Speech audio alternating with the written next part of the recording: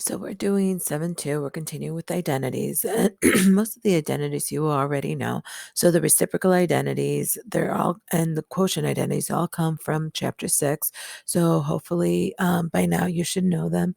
The Pythagorean identities, those are the new ones, but that's okay.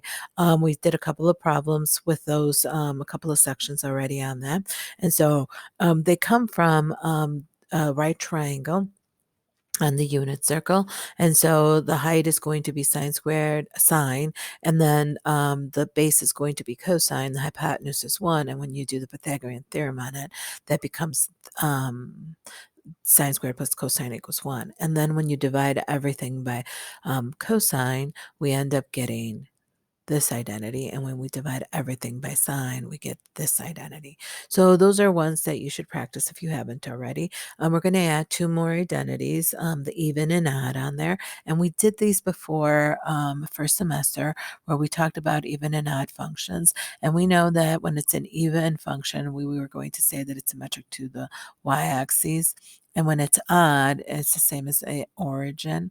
Now, they sort of still follow the same rules, and mainly it's these rules. We got these rules using this information over here. And so the rules that we're going to focus on is here, because in the trig, we're talking about a unit circle that we're going around, not necessarily going back and forth here, even though they still have the same, the x and y axes still play the same properties as positive and negative, depending on what quadrant you're in. When we're talking about symmetry, it's more of what you're doing as you're going around, because what we did is we changed the x-axis is now talking about an angle, and the y-axis is now the trig ratio. So we changed it a little bit. It's not the same as it was on what we did first semester, but the concept is still the same. It does not change the concept. Okay, so the main thing that we're going to focus on is the concept of what we got from this part right here. We're going to focus on that concept right there. So what we're going to do is look at this unit circle, and so we're going around the unit circle counterclockwise and clockwise. So we know that if I go this way, it's going to be positive. If I go counterclockwise, it's going to be positive. If I go clockwise, it's going to be negative. So if this here is 45 degrees, then this one down here is going to be negative 45 degrees, or pi over 4, negative pi over 4, whether we're doing it in radians or in degrees. So when we compare this, that's what this is saying. So the x values are the angles. So we're talking about 45 and negative 45. So what the first one is saying is that the angle is going to be opposite angle. So if I have positive 45 and then I have negative 45, well, what's it going to talk about? Well, what's happening to the trig ratio? So if positive 45, let's say that I'm talking about cosine. At cosine, I have the square root of 2 over 2 at positive 45. At negative 45, I still have the square root of 2 over 2. That means that the negative angle and the positive angle, they're still equivalent. So square root of 2 over 2 is equivalent to the square root of 2 over 2. So whether I have a positive angle or a negative angle, I still get a positive trig ratio or a positive y value. And I do when I'm dealing with cosine. Now let's look at 45. Let's do like 120 and negative 120. So this is 120 and this is negative 120 if we go in the opposite direction on there. So here, if I look at that, the trig ratio for cosine is negative 1/2 on there. And then the negative angle is still negative 1/2. They're exactly the same. So it doesn't matter whether the angle is positive or the angle is negative, we still get the same trig ratio. So that's really what it's saying.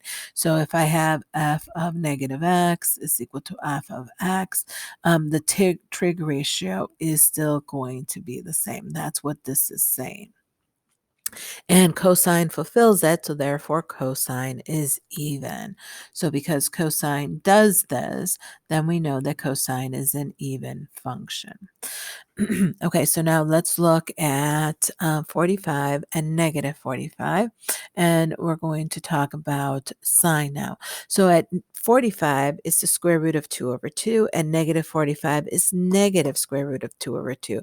So when we have a negative angle and then a positive angle, we're going to get the opposite. That's what the negative represents. It's the opposite. And that's what we get at 45 and at negative 45. It's a positive, and then we get the opposite, which is a negative. At 120, I get the square root of 3 over 2. At negative 120, I get the negative square root of 3 over 2. So what this is saying is that if I have f of negative x, then I'm going to get the opposite of the positive angle. So if this here is going to be a trig ratio, whatever trig ratio we get, this is going to be the opposite of the trig ratio. And so if it's positive, then it's negative, and so on. So this one here is sine actually falls into that. So that means that sine is an odd function. And so if I know sine and I know cosine, then I definitely know the other functions as well. If I know sine is an odd function, then I know cosecant is an odd function. And if I know cosine is an odd function, then secant is if cosine is an even function, then secant is also an even function. So we're looking for this one to be odd, and these two here to be even. And so the question is, which one on tangent and cotangent, which one's going to be even and which one's going to be odd? So when we're looking at that, what happens, and we're going to look, let's do some practice on there and then come back and look at it. It turns out that hold on, because they both have cosine and sine on there. That's what makes the difference there. So let's look at these values and follow these conjectures. We could follow those. We know what we did. We did that for sine and cosine. So you could fill those in and see what you have on there.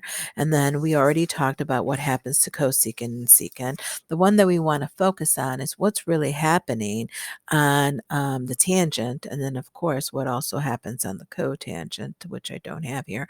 But tangent and cotangent are pretty much the same. So let's look and see what's happening to tangent. So if I say the tangent of 45, I know that you could do your left-hand rule, or you could look at the unit circle that we have on here and see what happens to tangent on there. But mainly the left-hand rule is going to be much easier. And so I know the tangent is going to be 1. And so let me just erase them. So tangent is going to be 1, and the tangent inverse, that's at negative 45 when we do all students take CAT.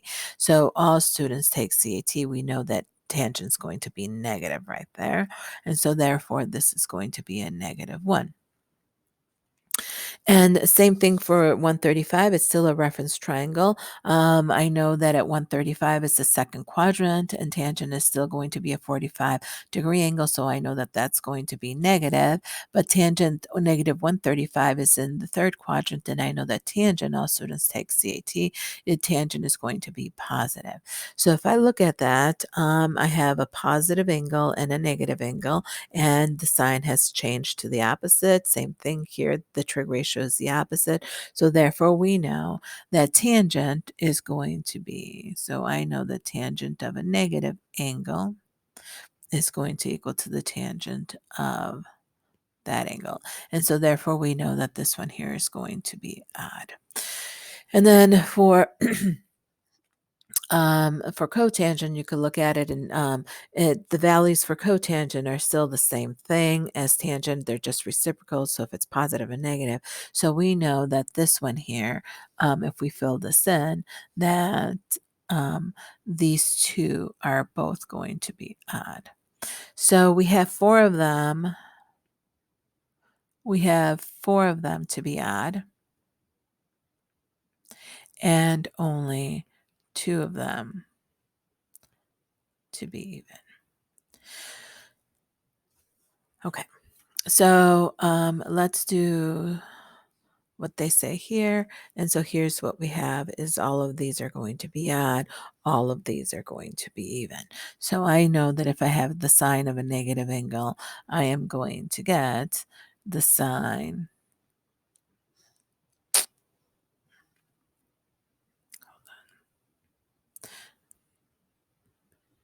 of an angle. And so negative cosecant of x. This one's going to be negative tangent of x.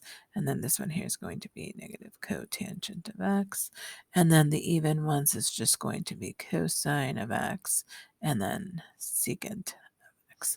So they are not. So when you do these, they're going to be equivalent. So that's really what it's saying, that when I take the sine of negative 45, then I'm going to get the negative sine of positive 45. And here, it doesn't matter whether the angle is negative or positive, it will always come out to be the same trig ratio. So they're going to be equivalent. So these are some of the identities. I think you could do number 7. Let's look at number 8. And so we're going to work on one side and make the other one look like the other side. Now here, that's one of the identities. It's the negative angle. So that means that I could rewrite this as negative sine of x, because they're it's an odd function, and then we do the times the cosine of x over the sine of x. And so this is over 1, so this is going to cancel. Negative cosine of x is equal to negative cosine of x. We made proving the identity. We used the left side. You could have used the right side. We want to keep working down the left side until it actually looks like the right side. And so you have proven that one there. Let's do that one. That's still good. Okay, and that one is okay as well. That has nothing on the negatives. Cosine. Let's do this one here. So we have 1 minus cotangent of negative x plus 1 on there. So if we're actually doing this problem, I'm going to look at it as this function right there. So we're that I'm going to do the left hand because that's the 1 there. So this one here is going to be 1. We know that the cotangent is going to be a negative cotangent because it's odd. And then 1 plus cotangent of x. And so therefore it's 1 plus cotangent of x over 1 plus cotangent of x. Because it's the full quantity there, that whole quantity cancels, and I'm left with 1 is equal to 1. And so that's how you do the new identities. Let's try to figure out something like this. I'll do this one here with you. Again, a lot of these are algebra skills on there, and then we want to work with them. And so this one here, it's supposed to look, there's missing some equal signs here. So there should be an equal sign there. And so what we want to make sure that it looks like that side. And so here is the difference of squares. So it's going to be 1 minus cosine squared of x times 1 plus cosine squared of x all over 1 plus cosine squared of x. And so this is the whole quantity that cancels, and it's 1 minus cosine squared of x is equal to 1 minus cosine squared of x. And so that's how you get that identity there. Let's do this one right here. And so we have when I look at this, it looks a little bit more complicated. We want to make it look like cosine. So when I'm working with this, I could do 1 minus, and then I know that the sine squared is the Pythagorean theorem. So I know that it's cosine squared of x plus sine squared of x is equal to 1. And so we know that this one here is going to be sine squared of x is equal to 1 minus cosine squared of x. Remember, the identities that we have, we could manipulate them from left to right any which way, but when we're proving, we can only stay on one side. I can't move it to the other side.